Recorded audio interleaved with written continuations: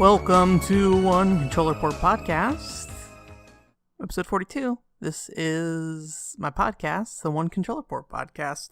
I'm here today, Benjamin Yoder, to talk to you about video games again. Speaking of video games, though. Speaking of video games, what a segue. Something that's been on my mind this month is WiiWare stuff. And if you're not aware, I think I see this all the time, is that people are like, oh, WiiWare shut down like 2-3 years ago, right? And it's like, no. So what happened was the Wii online play, basically. Any game with online play basically had shut down. So the stores have still been available, and any game that wasn't using the official Nintendo servers or whatever, I think it was run by like GameSpy or something, it still had online play. It may still have online play in some cases. I think some Call of Duty games are still running because they technically use Activision servers and things like that. But yeah, so WiiWare is finally coming to an end. It technically will be around for another year, but you can't spend any more money on the platform after the end of this month. So you have to make sure, if you're going to buy anything for WiiWare, you have to make sure you have the points all ready to download that stuff if you plan to download it later. So you need to load some money onto the account, because after a certain time, you'll no longer be able to purchase funds on Wii or on the Wii Shop channel. And this is also true for Virtual Console. So for example, really the thing that got this back on my mind, other than the fact that these services are shutting down at the end of this month, is that Chrono Trigger port came out for PC, and it's kind of a mess from everyone. From what I hear from everyone, I haven't really looked at it myself, but everyone's pretty upset about it. When you think about like Chrono Trigger ports, though, there's some issues with the DS version. Specifically, I believe the music is of concern to most people for that version of Chrono Trigger. And then the PS1 has load times, which slows down the game in a lot of ways. So the Super Nintendo version, I think, is still considered to be kind of the one to play. And I think the Virtual Console version of that is solid from what I remember. I don't recall hearing any complaints about that version. So I believe right now the Super Nintendo version is considered to be the best way to play Chrono Trigger, and I will never get a Super Nintendo copy of Chrono Trigger. Probably, I'm sure it's probably one of the more expensive Super Nintendo games at this point. So I need to get that on Virtual Console. There's quite a few games I will never get on Virtual Console, unfortunately. So I say this of like, oh, this is your last chance to get WiiWare games, this last chance to get Virtual Console games. But the reality is the Wii had been cracked open for a long time. So if you are desperate enough to get a copy of, I don't know, Tomine Sanna on WiiWare, the one with your like little businessman running through a bunch of streets, and you have to like press the button to jump over obstacles and dance and stuff. It's a weird little game by Konami. If you want a copy of that, you can probably just pirate it and put it on your Wii.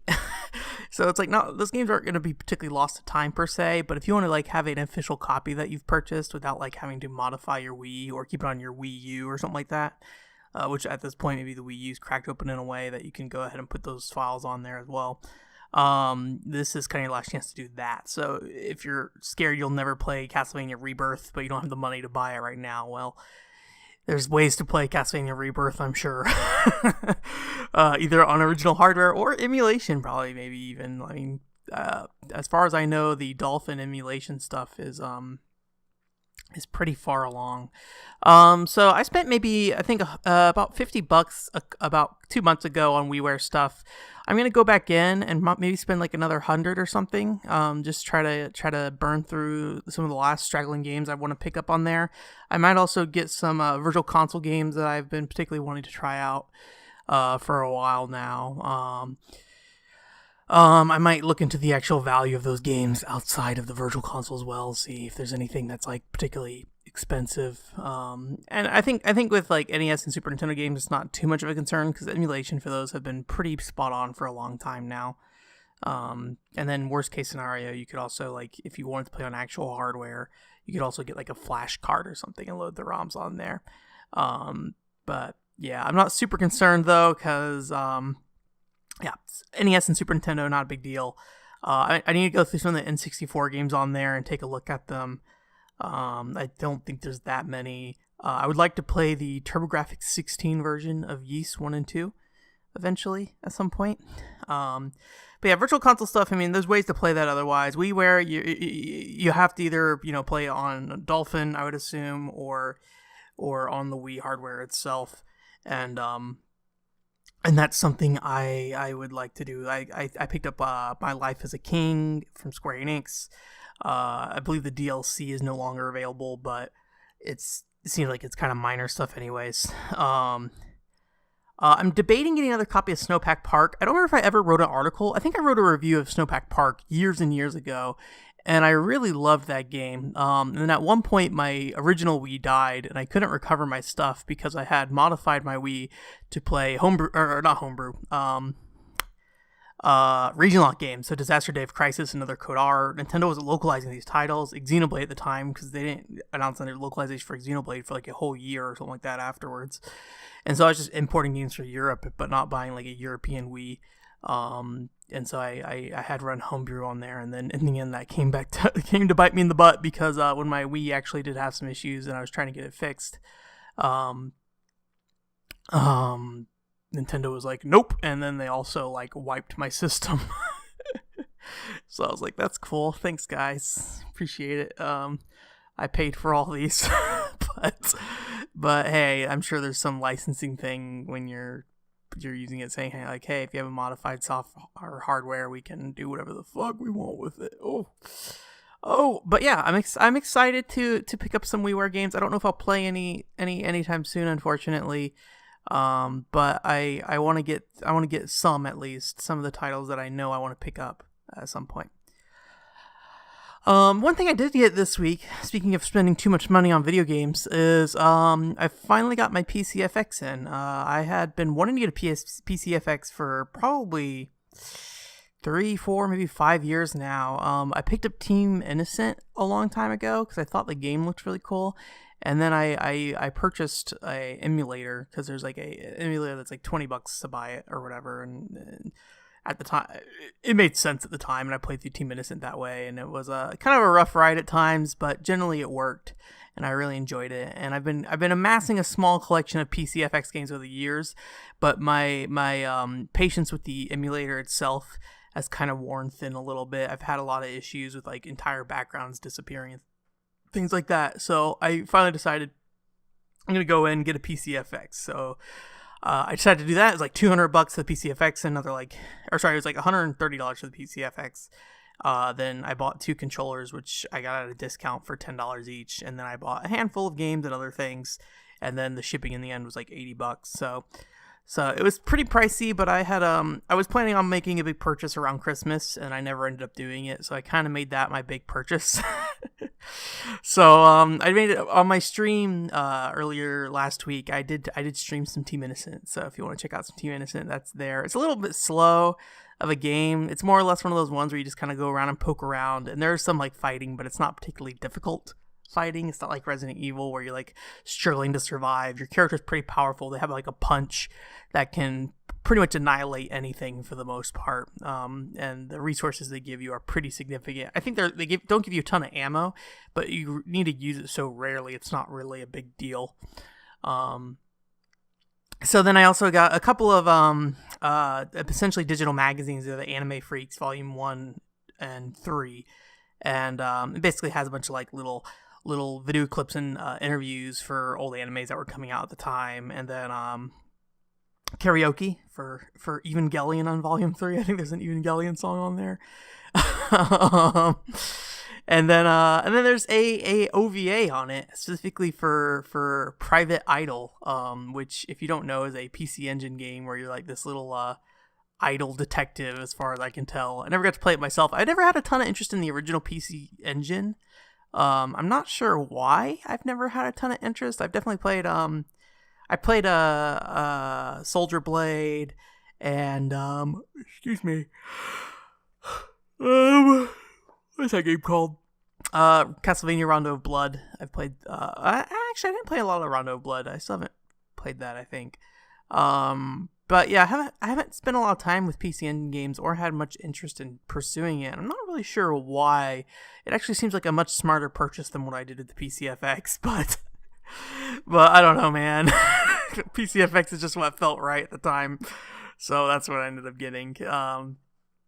So yeah, I have that. It's like a little mini tower almost, a PC tower. It's just this big rectangle box that you sit up, and it has like a power button on the front, and it has two controller ports, and then like a memory pack slot on the front. But I think the memory packs are very expensive, so I'm not sure. I'll probably end up having to delete save data and stuff, unfortunately, over time, because I'm probably not going to buy those memory packs. So yeah, I feel very tired. Maybe not tired, but like very, very mellow at the moment.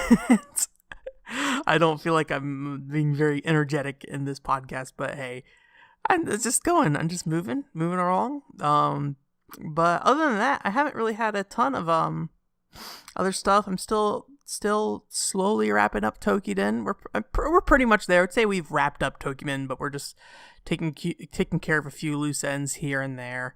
And then I've just been playing, 1,000 Arms during the main stream, and then I wanted to play more Xenoblade this weekend, but I don't know if I'm going to get the chance to. I got some stuff I need to work on, but I played it last weekend for a good chunk of time, and I was really enjoying it again. It's really weird. Like, Xenoblade 2 is kind of a mess, but I can't help but love it in a lot of ways. It really comes down to like the battle system just being fantastic, in my opinion. There's just a lot going on with that battle system. I've talked about this over and over and over again. I look forward to doing like a full video on it at some point. It might be kind of excessive, I wonder, with the video. Just because I feel like I want to talk about other Monolith Soft games significantly. We'll see. It might be one of those videos where I tear my hair out trying to figure out what I want to do with it. So yeah. And then I've also been playing some Castlevania 64 again, mainly just because I'm just I want to stream it, but I don't want to stream the beginning 2-3 levels. Because those are typically the ones people know, and the first 2 levels in particular are the ones that everyone hates so much. And I would like to show off some of the later levels in the game that I think are fantastic. Every level in Castlevania 64 has a problem. Castlevania 64 is a early 3D game in terms of like, not early 3D, but it's on the Nintendo 64, and a lot of developers hadn't really figured out how 3D was going to work. Super Mario 64 was maybe the one template everyone could really look at. But when creating like an action platformer or something like that with like combat and stuff, I think there weren't a ton of examples. So they're trying to pave their own path, essentially, as far as I can tell. I think it came out around the time Ocarina of Time came out. So even like, Z targeting and stuff like that wasn't really around yet. Let's do fortune cookie time. Let's hope it's not Castlevania 64 since I just got done talking about Castlevania 64.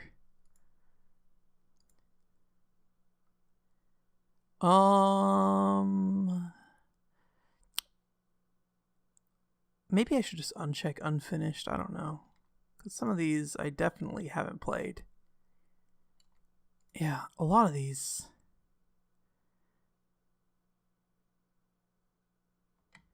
Kirby's Dream Land Wii. Which one is Kirby's Dream Land? Is that the Game Boy game? That is the Game Boy game, right? Why is it listed for Wii? Oh, you know what? Because I have the Anniversary Collection. I actually have a lot to say about Kirby's Dream Land, I think. Kirby's Dream Land is a interesting... what's the best way to put it? It's like it surprisingly stands on its own very well. When you look at the Kirby series, what do you think about Kirby being like as a character? And I think most people immediately would point to his ability to absorb enemy powers and take on these other forms and attacks. It's kind of who he is at this point. But the original Kirby's Dream Land didn't have that in the game. It was entirely just, the standard default Kirby. And I think because of those powers in the later games, we kind of, a lot of times lose sight of who Kirby is mechanically, without powers. He's this really unique character. He's not very fast. He's kind of slow. And he can jump forever. He floats forever. I mean, it depends on the game, but most games he can float forever. And he has these very, I would say, a limited move set, that requires the player to be very careful about when they act. Specifically, like absorbing enemies. You have to suck them in, and it takes time to suck an enemy in. And when you're doing it in the air or something like that, you're gonna fall to the ground. So you have to be aware of like what's around the ground around you, because that's really all your attack is to suck in and blow enemies out. You might be able to do a slide kick. I can't remember. I think that might come in later games. But that's really your only means of offense is sucking enemies in and then blowing them out. And it's not a very snappy motion or something like that. It reminds me a little bit how Castlevania has kind of that like drawback and then strike, but it's like very spaced out, and the player has a lot more control over when the strike happens, because not only can you sit there, hold down the B button and wait for the enemy to get sucked in and then blow them out when you want to blow them out. It also takes time to travel across the screen. It's a projectile, and while you're doing that, you're very vulnerable. You're not a very agile character. You can't float around anymore like you would when you have something in your mouth. And a lot of people look at Kirby as this character that's very easy to control and move, but I believe in the original Kirby's Dream Land, he's very strangely restrictive in his movement at times, in a way that I think it makes Dreamland a very challenging game. It may not be as challenging as something like a Super Mario Land or something like that, but it has its own very unique challenge with its movement and how you approach enemies, and I think that's something that's lost as the Kirby games go forward. I mean, you still have the option of using just, base form Kirby if you really want to, but really what those games are, you're absorbing powers and you're using them. And the game encourages you. It wants you to solve puzzles using those powers in terms of like, breaking open unlockable, collectibles and stuff like that. There's very rare that it wants you to use Kirby in his base form. And when you're in Kirby's base form for any reason, it's less about using that form to its strongest or like its greatest extent, and more about struggling to find the next enemy you can absorb to take their power. And a lot of the cases, you kind of just take whatever you get. In those later games, it's just whatever gets thrown at you first. You're like, yes, I'll take that. It's better than nothing. But I mean, Kirby on his own is a very unique character in how he moves, and there's just not much attention to that in the later games, I feel like. But I mean, you could force yourself to play the game that way. It's just not built that way, as far as I can tell. It's kind of interesting because Kirby Dream Land is probably my favorite Kirby game. But at the same time, my next favorite Kirby game after that isn't even really a Kirby game. It's